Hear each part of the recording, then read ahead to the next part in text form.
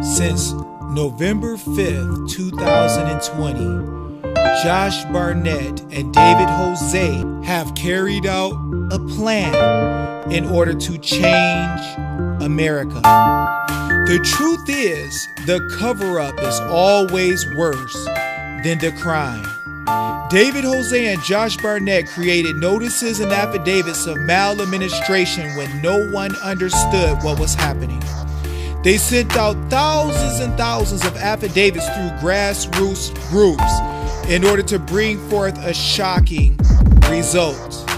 They knew they had to wait for all the evidence to come out and to teach the people en masse that they had all the power, and then all the dominoes would fall. Well, today you're getting ready to see how God's smooth stone in Wisconsin shattered the power and strength of the deep state.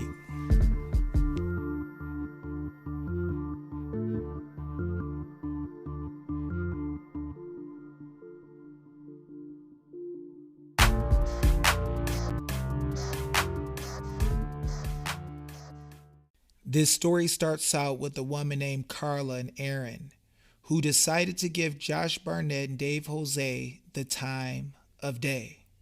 They checked everything that we said and started to put a plan into work. Don't just take our word for it. We want you to look at the real affidavits and notices of maladministration used in the process to move the legislature of Wisconsin. Here is the real notice given for the removal of Speaker Voss, sent to the representatives in the legislature. We also sent notices to Branchen to decertify, to call for an audit. We sent notices to Mr. Rantham, who took massive action along with Branchen in order to move the legislature of the state of Wisconsin. Now, understanding that Josh Barnett is a gym owner and David Jose is just a man from the ghetto, it really makes no sense for them to be able to have the ability to talk to government officials. But what has happened is the people in different states have come together and given notice to the government. And then when the government understands the truth behind what is said in the notices, it builds trust and understanding. Carla and Aaron have put together a group of people who came together and put out hundreds and hundreds of notices. The result was Mr. Rantham. I was able to talk to this brave man here. You want to know why? Because this woman and the group of people here and the woman sitting over there get notices and affidavits, and the representative read the notices, realized what the truth was, and took action. And I've heard him say, by God, he's going to do whatever is necessary to help the people know if he... And Branchen and others coming together to stand in the legislature for the people. If you look here several months ago at the top of my screen, you can see that this title says legis.wisconsin.gov, Assembly 59, Rantham Media, 1349, Barnett and Jose rebuttal. Now, the thing that is deep about this document is that it was put in place by Josh and Dave when the government thought that there was no way that the people could decertify.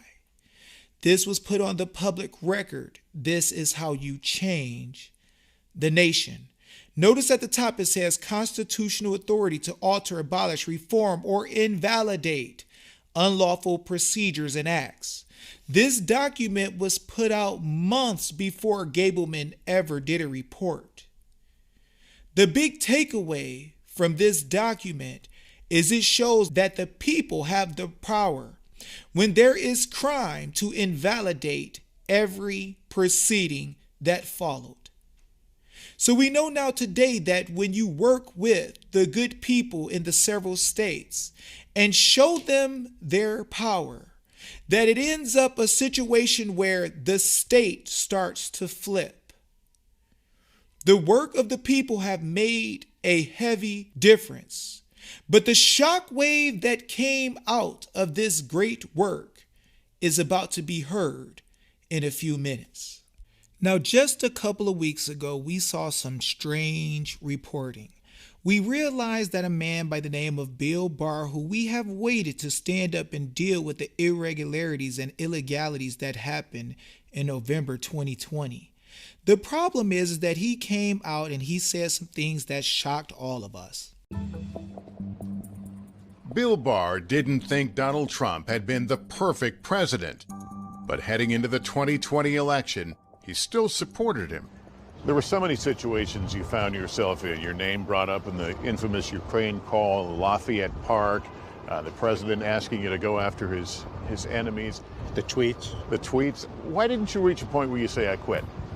Well, after he tweeted and I said he was making my job impossible, I gave it consideration. You did think about quitting? Yeah, I just didn't think it was fair for me to do in an election year, so I decided I would just stay through. Were you not worried about this guy becoming president again? In this case, in my mind, it was a question of who was the least objectionable candidate.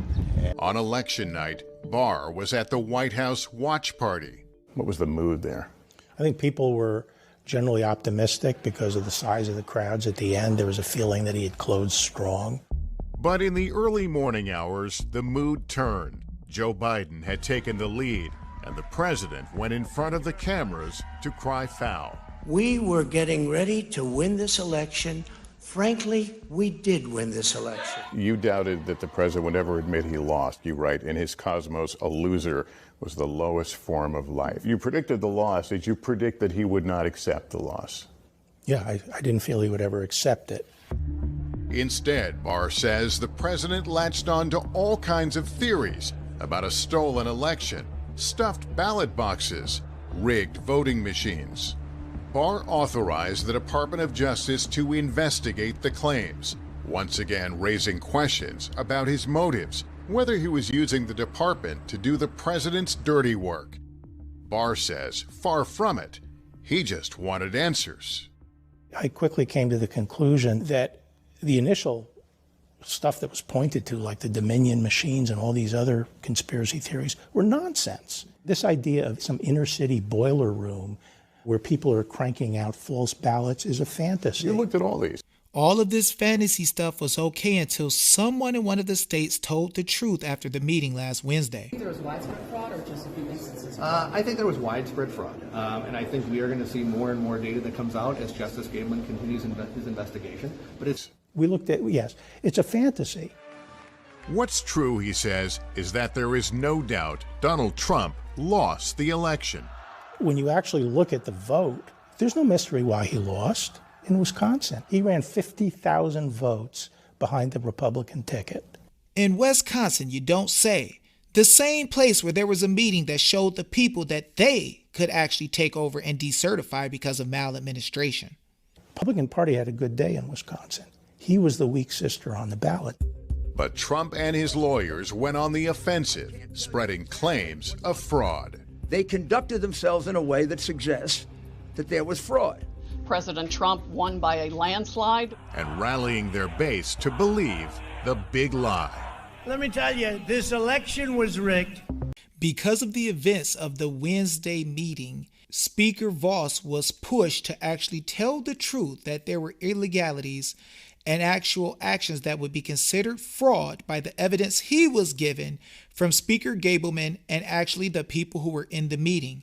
As a private witness, I can tell you that I saw him admit it before he went on TV and said the same. Because of this meeting, the intelligence community and many government officials now know the people are moving to correct all the maladministration by right, and this is what happened. Did you hear the conversation about the laptop from hell? Yes, I did. When this was all going down in the fall, did you see what the left was doing with this disinformation campaign? Did you come out and say anything about that? Absolutely. As soon as this letter came out from these so-called intelligence specialists, the DNI, John Radcliffe at the time, and the FBI, which worked for me, both came out and said this was not the result of disinformation, Russian disinformation.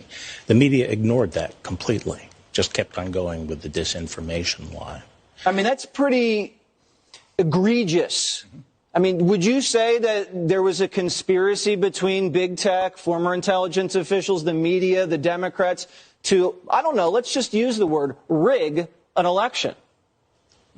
Definitely, that definitely made an impact on the election. Okay. Now remember, guys, he said the FBI worked from him, right? Who in the world did he prosecute in this whole situation? Who did he lock up for taking actions against the people to deceive them, including people in media? So he's trying to say that he knew the whole time that they did wrong, but just 2 weeks ago, he was saying that this was all fairy tales, it was make-believe. So this means that now William Barr realizes that he is included in the maladministration and that the people are figuring out what's happening. And he knows because of the meeting that went down that everything that he's done is going to be under the microscope and the people are going to be doing the judging. And it's going to be hell to pay if you broke the law. Suppressing that news. And it's not a question of whether it was criminal or not. Right. Just the facts alone were shameful. And most Americans would immediately see what was going on and how repulsive it was. And it would have had an effect. So now he's worried about the people. Well, what happened Wednesday at the meeting that would cause him to be worried about the people knowing? Was it told to the people that Donald Trump himself got notice from the people? And did he know that the people claimed that there was maladministration in the meeting? Crazy to me because there was an audit in Arizona, which they said there was never one before. So if there was never an audit in Arizona before, how did we get one? I can tell you that Josh Barnett and I wrote the affidavits and served them at Karen Phan's house and told her, and we also CC'd Donald Trump and ordered him to pick up the ballots, and we can show the documents. Now, people who know us know that we like to bring the real evidence that we call PCAPs. And when we say we're going to bring it, we really bring it.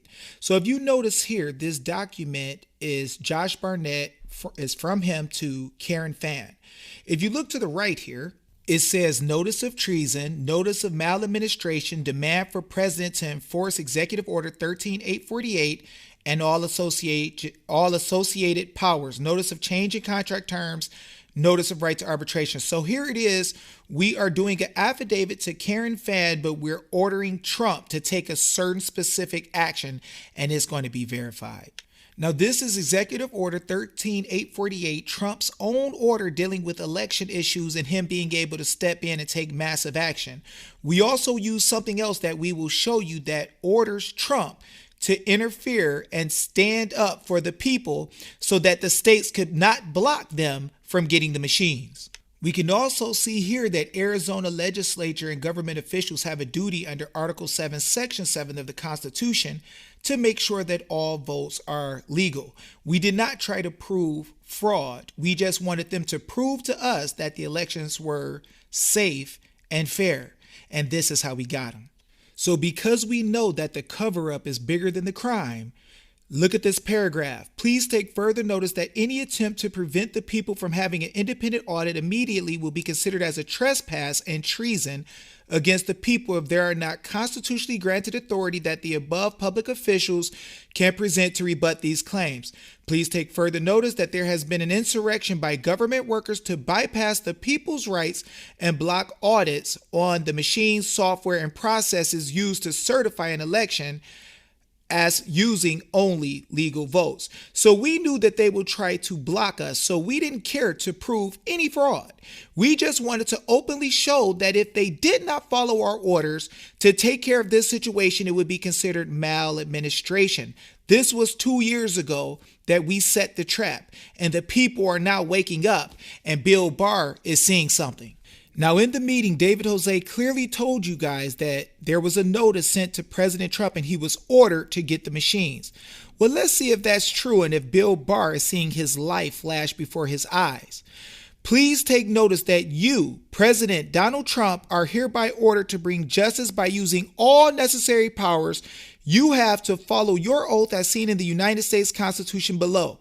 So, In Article 4, Section 4, we show where he has the power to make sure there's a Republican form of government, and we told him that there's an insurrection of government against the people. But what else? We also tell President Trump to take further notice that any denial of protection and maintenance of the people's individual rights is maladministration, treason, and insurrection, even on his part.